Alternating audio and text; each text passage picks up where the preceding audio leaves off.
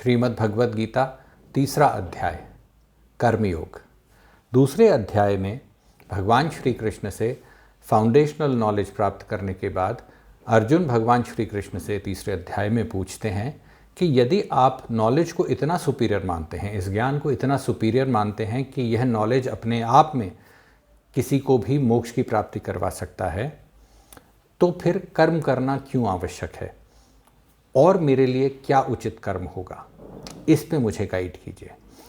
इसके बाद इसी अध्याय में भगवान श्री कृष्ण अर्जुन को बताते हैं कि लर्नेड स्कॉलर्स जो ज्ञान योगी हैं वो ज्ञान को सर्वश्रेष्ठ मानते हैं और इसी के ज़रिए वे मोक्ष को प्राप्त करते हैं। परंतु क्योंकि कोई भी व्यक्ति, कोई भी मनुष्य, कोई भी प्राणी किसी भी समय अकर्म की स्थिति में नहीं रहता। यदि कोई व्यक्ति सांस भी ले रहा है तो भी एक कर्म है, कुछ सोच रहा है वो भी एक कर्म है। इसीलिए कर्म के बंधन से अपने आप को मुक्त करके योग को प्राप्त करना, मोक्ष को प्राप्त करना भी पॉसिबल है। यह एक दूसरा रास्ता है मोक्ष को प्राप्त करने का।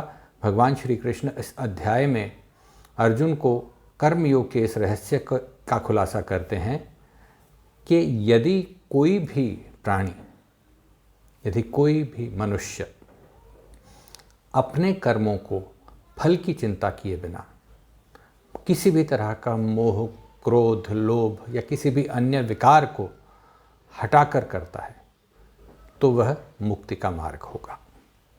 Thank you.